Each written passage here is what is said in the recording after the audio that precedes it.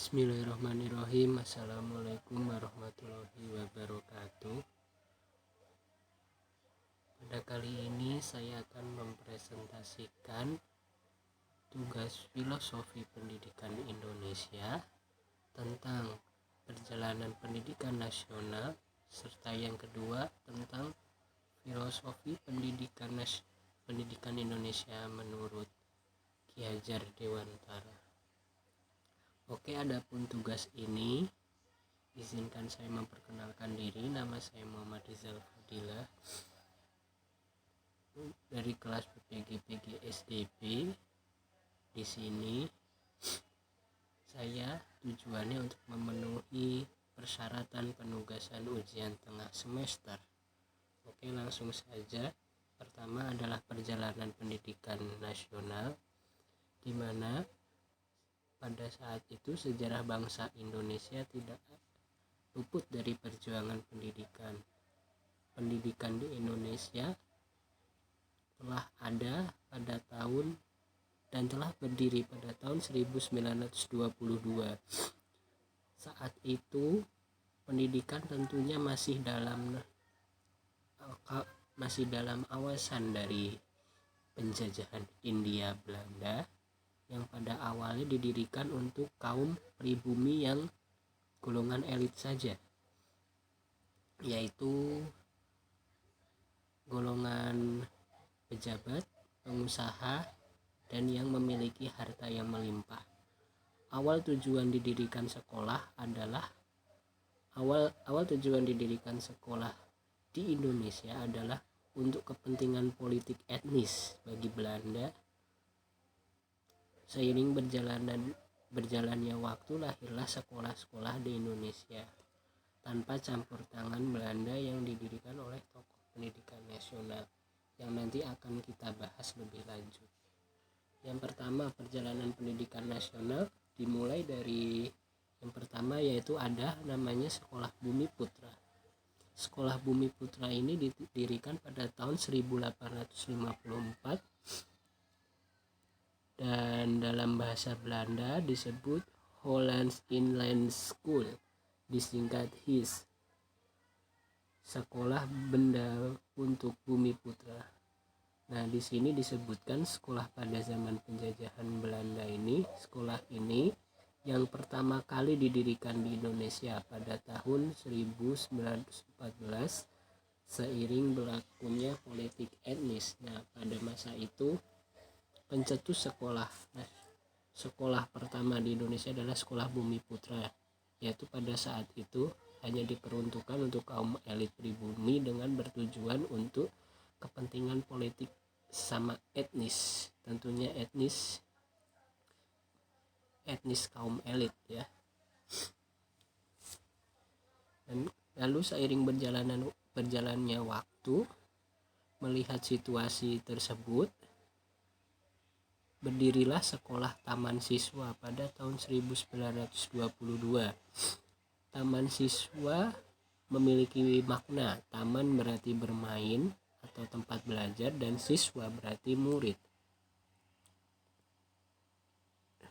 Dalam kata lain, nama sekolah yang didirikan ini adalah pencetusnya adalah seorang tokoh pendidikan nasional, yaitu Ki Hajar Dewantara pada tanggal 3 Juli 1922 di Jogja, di kota Yogyakarta.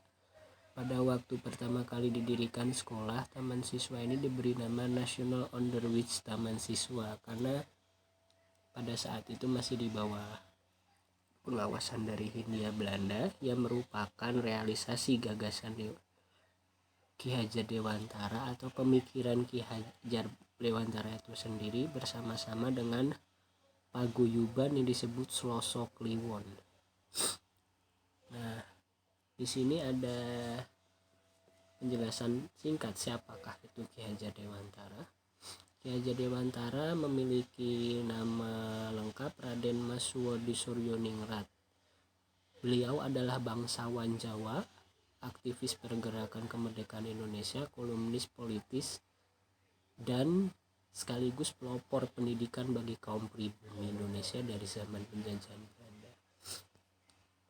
Nah, Semenjak berdirinya sekolah taman siswa tersebut, Ki Hajar Dewantara dalam mengajar atau mendidik siswa di sekolah tersebut menggunakan semboyan, yaitu ada 3 semboyan, yaitu Ingarsos yang sering kita kenal adalah Ingarso Sung Tulodo, Ing Madyo Mangun Karso, Tutwuri Handayani, yang artinya Ingarso Sung Tulodo yang artinya seorang guru harus bisa menjadi panutan bagi orang lain di depannya. Dan yang kedua, Ing Madyo Mangun Karso, ketika guru berada di tangan muridnya, guru harus bisa membangkitkan niat, kemauan, dan semangat dalam diri murid. Dan yang terakhir, Tutwuri Handayani yang memilih makna ketika berada di belakang guru harus mendorong semangat para peserta didik.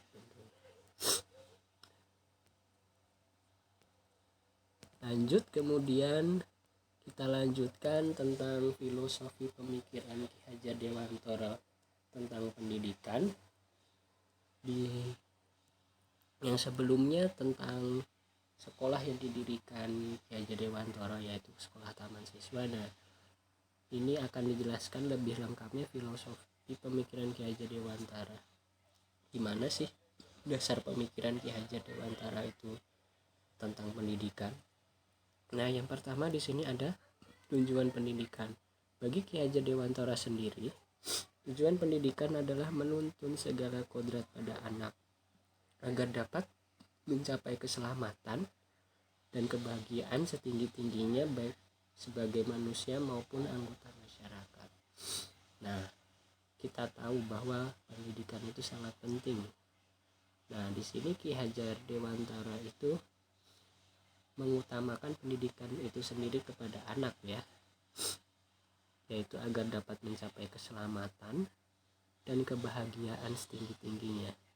Keselamatan di sini adalah keselamatan diri, dan untuk kebahagiaan itu sendiri adalah kebahagiaan karena kesejahteraan, baik sebagai manusia dalam lingkup individu atau di lingkungan keluarga ataupun di lingkungan masyarakat. Oke. Untuk tujuan pendidikan menurut Ki Hajar Dewantara sendiri adalah menuntun murid. Yang pertama adalah menuntun murid. Menuntun murid ini diartikan sebagai membimbing dengan memberikan arahan kepada anak tentunya untuk berpikir sesuai dengan idenya, gagasannya, atau pikirannya agar dapat menemukan kebebasan dalam belajar. Kita di sini menuntun itu seperti memotivasi murid, tentunya dalam memotivasi agar berbuat baik, selalu belajar tentunya. Dan kemudian tujuan pendidikan menurut Ki Hajar Dewantara yang kedua adalah pembelajaran dalam sekolah harus disesuaikan sesuai dengan kodrat alam dan kodrat zaman. Kodrat alam itu diartikan sebagai kondisi yang telah dibawa anak sejak lahir, yaitu seperti budaya, lingkungan tempat anak tumbuh, serta karakter anak-anak sendiri yang dibawa oleh orang tuanya mungkin. Dan sedangkan kodrat zaman itu adalah seperti perubahan era dari mana masa dari waktu ke waktu, di mana pada kodrat zaman ini untuk sekarang pendidikan sudah masuk ke abad 21. Tentunya guru harus lebih kreatif menggunakan pembelajaran terutama dalam media ajar. Untuk abad 21 pembelajaran tentunya media menggunakan media yang berbasis teknologi atau digital seperti laptop, proyektor, ataupun aplikasi-aplikasi di dalamnya yang relevan. Dan abad zaman dulu kita masih menggunakan papan tulis atau kapur tulis dan segala macam yang berhubungan dengan kertas tentunya ini yang bisa ditulis-tulis. Tidak sekali klik. Kalau sekarang tinggal sekali klik kita sudah bisa menyampaikan pembelajaran yang ada di isinya tersebut dan sudah lengkap. Nah, kemudian yang ketiga adalah menurut Ki Hajar Dewantara, pendidikan juga harus memperhatikan pendidikan, yaitu namanya budi pekerti.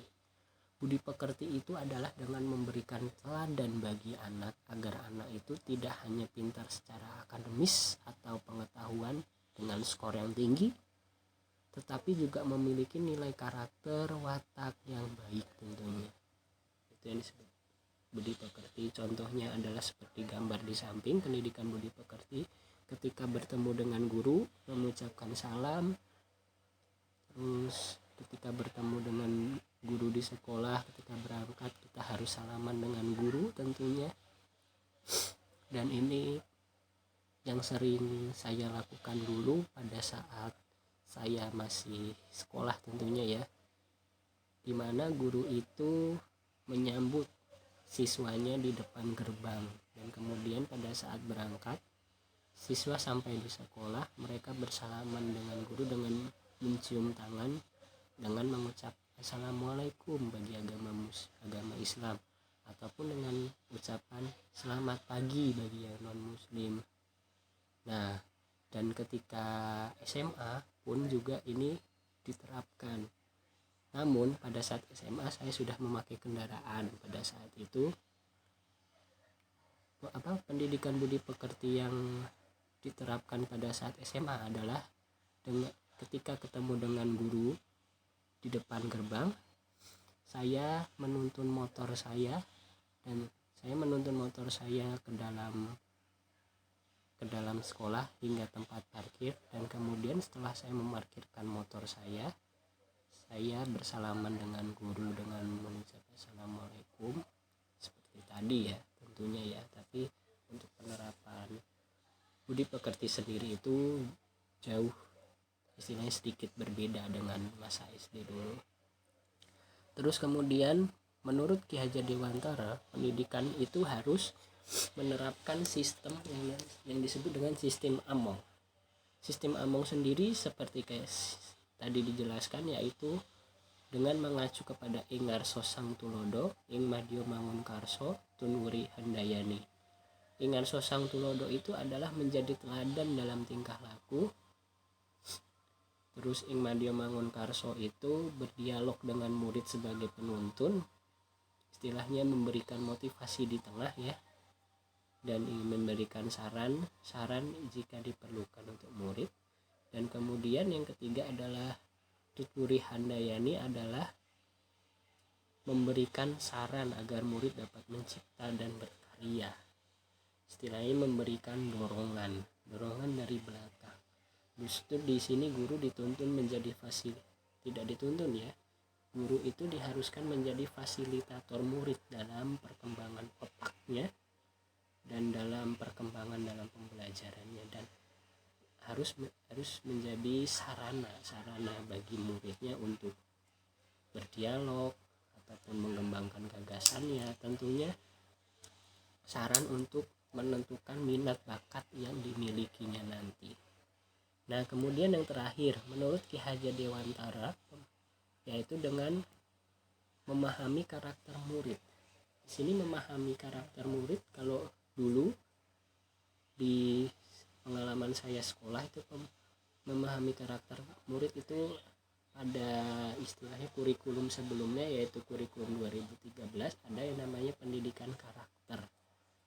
Nah, di mana guru itu membimbing siswanya tentang karakter, seperti mempraktekkan bagaimana cara membuang sampah yang baik, cara membersihkan kelas, cara menyapu kelas yang baik itu gimana, cara merapikan buku, cara merapikan apapun itu yang berhubungan dengan sekolah, serta mengembalikan barang-barang yang sudah dipinjam.